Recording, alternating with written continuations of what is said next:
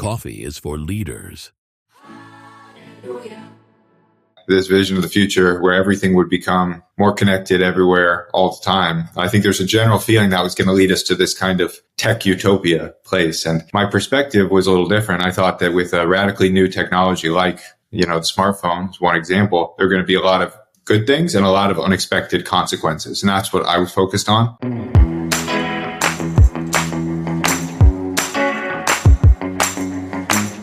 Graham, thanks for coming on the show. Honored to have you. You're the founder and CEO of Yondr. Give us a sense for what Yondr is. Well, sure. Well, thanks for having me. Look, Yondr creates phone-free spaces. That's what we do. Phone-free spaces, phone-free schools. If you've heard that term out there, that's Yondr. We invented it and we do it. So tell us what a phone-free space is. It depends on the space you're talking about a little bit, but the idea is, in a modern context, in this digital world that we live in, how do you create spaces that are free from the kind of constant tug and pull of modern technology? So if you're a person going to a comedy show or live music event, what that looks like is you step up to that show, say it's at Madison Square Garden. Everyone coming in places their phone inside a Yondr pouch. Yondr staff is facilitating. Once you have that pouch, it locks. So you hold on to it with your phone, your wearable tech inside. But once you step inside the performance space in the venue, it's an entirely phone-free venue. So no one's texting, nobody's taking pictures, everyone's just enjoying what they're doing. And then on the flip side, if you're in school, we help schools become phone-free. We've been doing that for over a decade. And so people, if you're a day in the life of a student, what that means is you step into school, again, your phone, your wearable tech goes inside the pouch, locks, and then your entire school day, 6 to 8 hours, is going to be a phone-free experience, which, especially for digital natives, is a radically new experience. Yeah, for sure. I've been to a number of events where you've had to put your phone in the pouch and stuff. What led to you realizing that, one, this was a need, and how did you come to found the company? Well, I started the company 11 years ago in San Francisco. So that was during kind of the middle of the tech boom. And I guess at that point, everyone was looking at this vision of the future where everything would become more connected everywhere all the time. I think there's a general feeling that was going to lead us to this kind of tech utopia place. And my perspective was a little different. I thought that with a radically new technology like, the smartphone is one example, there are going to be a lot of good things and a lot of unexpected consequences. And that's what I was focused on. My interest and my background for many years before that was sociology, philosophy of technology. So reading people like Kierkegaard, Heidegger, and Marshall McLuhan. So really applying those concepts from people who'd studied the question for a very long time to a modern landscape. And my idea was that we're going to need these kind of phone-free spaces to preserve things that are inherently fundamentally important to people of all ages and that tend to be eroded, let's say, in the presence of technology or digital media in particular. At what point did you realize, hey, we're onto something here? This is going to work?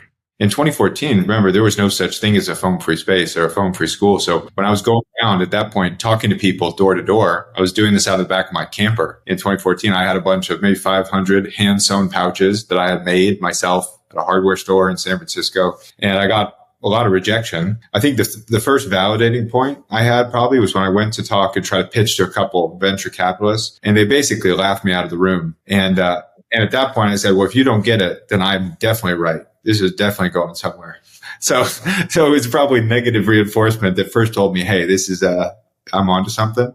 But then later on, getting a few people to actually let me try it in a venue was my first real hands-on experience. And when I started to talk to folks at the ground level inside shows and schools, even in 2014, I knew that people were wrestling with the question, even if they couldn't articulate it yet. People were wrestling with this question of what is the role of technology in daily life, and how do we start to create some structure around that question? But all that on the ground experience and going door to door for years is kind of what helped me realize that, how to grow it. And you played professional soccer, right? I did for a bit after college. Yeah. What was that experience like? I mean, it was a cool experience. I was, young, I was traveling around, got to live in Norway for a while. It was great. I grew up being a soccer player, so that was kind of my life. It afforded me a lot of benefits. I got to travel. I got to be part of, great teams. Taught me a lot of things, discipline, competitive drive. But mostly, especially in my early and mid 20s, I think it gave me a lot of time. Because when I was in Norway playing, I'd go practice, but I didn't speak the language. So I'd go practice once a day and I had the rest of the day to myself. So I'd go hiking, I'd go do, meander around. I think it's the thing a lot of people don't get now. It's just the time to take things in, think about what you're doing, where you want to go. Yeah, for sure. Yeah. What principles have you taken from like being an athlete, having to kind of perform at that level, to starting your company and being an entrepreneur?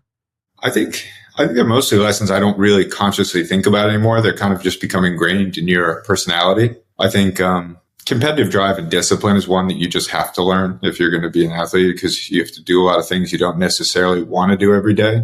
I think there's other things I learned over time about just learning itself, how you master the fundamentals of something and relegate it to your subconscious, that I've kept on applying as I've gone and tried to tackle new problems, kind of the art of self-teaching. But probably the biggest one is just, if you grow up and you work and you participate in sports and you're on teams a lot, you know how to get through things and not complain, and know how to kind of get through difficult moments and then come back and reflect after. Whereas sometimes when I encounter people who haven't had some of those experiences, it's a little less natural, let's say, that kind of flow. How are you thinking about AI? I mean, how do you implement AI inside of your own company? You've got a really interesting company here, and like, you're trying to get everybody to just avoid these things entirely and just be present, which is, the right thing to do. Well, not entirely. Look, I mean, we're all living in the world. So when it rains, we all get wet.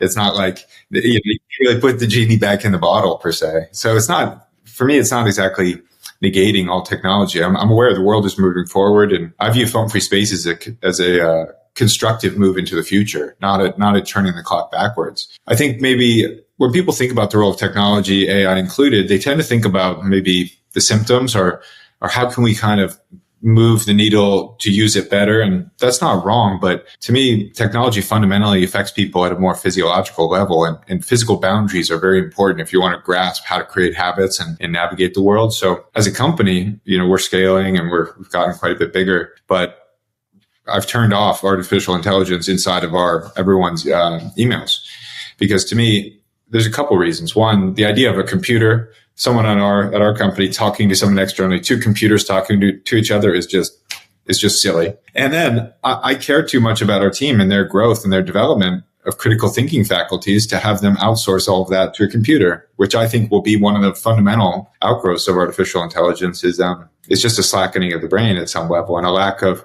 developing kind of critical faculties for dealing with the world, but also a worldview that's coherent and hangs together. And people need that, especially young people. You have to think of things for yourself, walk around in them. And if you can just go fetch data, I'm not so convinced that easily translates into knowledge or understanding. And have you noticed that with the schools, when you put this in schools, what changes have people told you, or school administrators said, have happened once their school have kind of become a phone-free environment? Well, it's a radical transformation. I mean, it depends what period of time. If you go back, again, we've been developing what's become in schools the Yondr program, and that's how we work with districts and now states. Is we help with the pre-planning and the policy and the communication with parents and everything, the implementation support and the rollout. But the effects are pretty immediate and they're dramatic. I mean, after 2 to 3 weeks, most schools see a reduction in disciplinary issues and fights by over 50%. They see improved academic scores.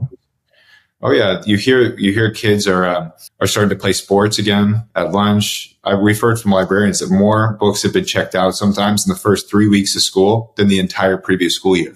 So again, you have to get in the mind of a digital native who's a teenager going to school, and you've grown up with a computer in your pocket. That is a lot of effects. But what we found that's very encouraging is if you can help create the framework of a device-free, kind of experience during the school day, all these things that are really important for young people to develop come back super fast.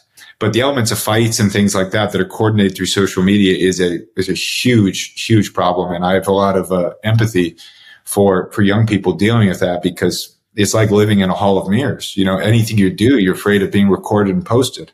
What does that do?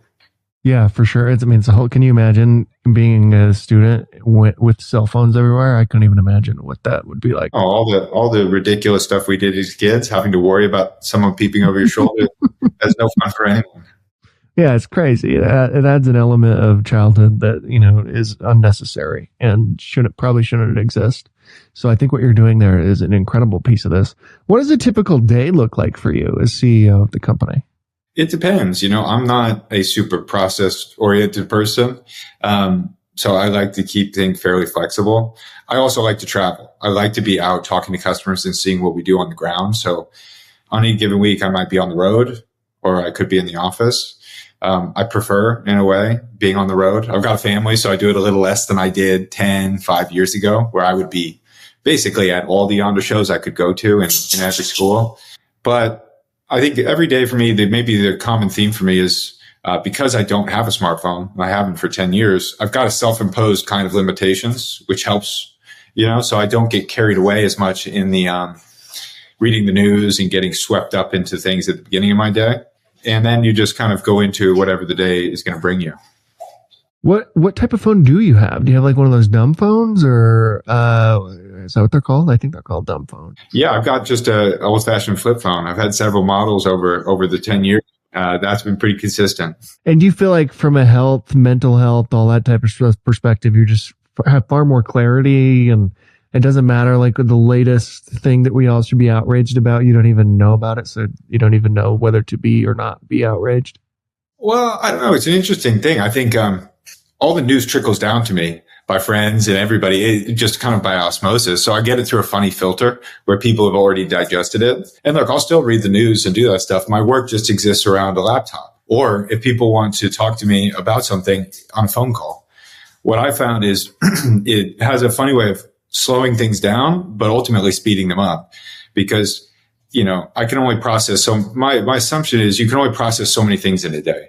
So if you want to be efficient with your time and push things forward, you got to be able to digest it and make smart decisions. I think one aspect of digital media now is people are so bombarded, so overstimulated. It's very difficult to actually take a ball and move it forward.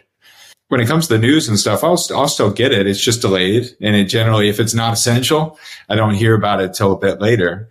But I think it's, in general, it's helpful for me because, look, with anything going on in the political world, economic world, cultural happenings, I'm interested in the things I can affect and affecting them in the best way I possibly can, and trusting that will have a knock-on benefits to the other things that are tangentially related. But all that comes from you focusing and choosing your path a little bit. Otherwise, people can become, I think, a bit of a river without banks. And if you start your day inhaling a lot of social media or the news, it has that effect, an atomizing effect, I think. It solicits your attention, endless directions. And that ultimately, to me, can be a bit counterproductive, even if it's well-intentioned.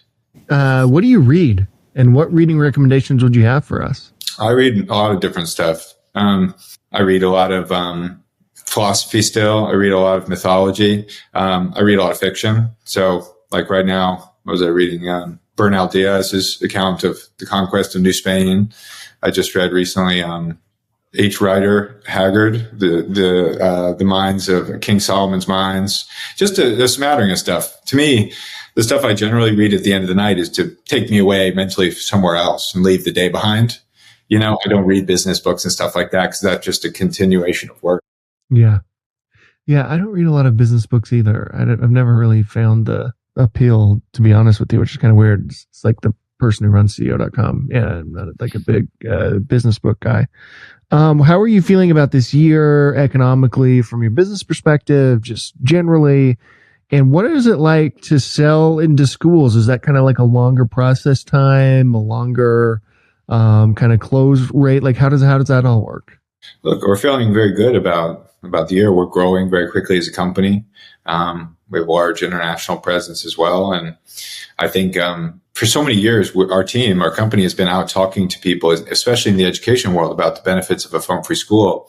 But until maybe just pre-COVID and post-COVID, I think we were kind of out evangelizing. We were saying, hey, if you thought about a phone-free school, all these different things it can do for you. And people were at different phases of understanding, I think, from educators to parents to students themselves. Post-COVID, that radically changed, where I think people came out of COVID, and a lot of parents in particular had seen what online learning was and what it would meant to be behind a screen that much. And they're starting to ask questions going, whoa, this is, I didn't realize this was happening, or what are the developmental effects this is going to have. So as a company, our role became pretty different. We weren't out evangelizing a phone-free school. People were going, how does this work? And so our job became going, hey, well, we've been doing it for 10 years. We can help walk you through how to make this effective, because it's a little more involved than it might sound at first blush. But now there's tons of legislative movement around the country behind the issue, which is super exciting. And, most importantly to me, what our growth represents is that we're giving more kids a framework for how to relate to the online world, to the experience of it. Because remember, if you're a digital native and you grew up with a smartphone in your pocket, you don't necessarily have that understanding of the difference between the two. And that's my fundamental goal, is not to tell kids what to do, or young people, or people in general. It's just to open a window to say, hey, there is another path here, and to show them the difference. So for, my feeling has been that for a young person who goes to school for 4 years where Yondr's being used and has a phone-free education, their childhood and upbringing is going to be pretty different from a peer who did not. Yeah, there's absolutely no question about that. Finally, we end every interview with the same question, and that is at CEO.com. We believe the chances one gives is just as important as the chances one takes. When you hear that, who gave you a chance to get you to where you are today? Oh, I've had a lot of people, place bets on me that have been super helpful in my life. I had, a few early investors who took a chance on an idea that seemed absolutely ludicrous at the time, totally at cross purposes with the dominant kind of cultural zeitgeist back then. And then I would say maybe the most important for Yondr's history and was probably when we started working with Dave Chappelle in around 2015. And he had just kind of come back on the scene. And, when I think about that, that was just me. With maybe at that point 5,000 pouches total that I had scrounged up, and when I met his team, I think they knew where I was. They knew where the company was at that point, but they liked something about it. They're willing to take a chance. And I flew out there with a friend and started doing those early shows, and that started the whole process in motion of us getting some notoriety and me learning how to do it and being launched into the entertainment world that led to all these other things. So it takes people like that. You have to come across people like that, and I've seen the same thing in the school world. I've always tried to leave the door open for serendipity a little bit when you meet people and when, let good things kind of come in. And at funny inflection points, you meet people who do that for you, and you just have to be kind of ready to pick up the ball when it drops. Yeah. The first time I heard about these things was at a Chappelle show. I was like, oh yeah. Yeah. He definitely popularized these. Yeah, he was great. And he was the first artist I spoke with who understood the mission of the company, which for me, like the business is important. I'm not super interested in business, and I never have been.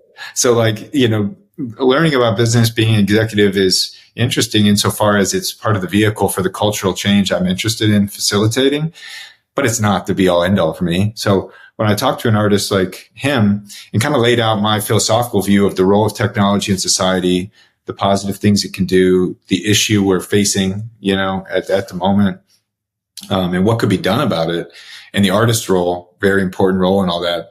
He was the first one, I think, who grasped it and was like, yeah, I get that. I'm behind that, and understood that whether it's related to privacy or all these other things, if people want freedom, if you want freedom to express yourself, to be off the grid for a little bit, we have to create those spaces. Tech companies aren't going to come and give you that space. It's not how capitalism works.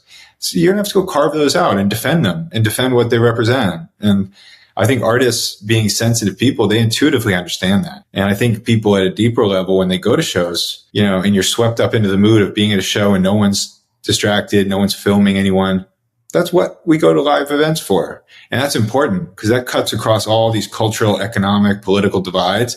And it reminds people like, hey, we're all people and we're here enjoying this moment. And that is extremely beneficial effect on society, I believe, better than anybody can write in any op-ed, because it hits on the level of it hits you more in the chest than just in the brain. Oh, I totally agree. Graham, thank you so much for what you do, seriously, in the world, and for coming on the show. You're making a difference in what you've done and what you've built is, it's life-changing, man. You're helping a lot of people. Thanks so much. Hey, thanks, Clint. I appreciate it. Thanks, Graham.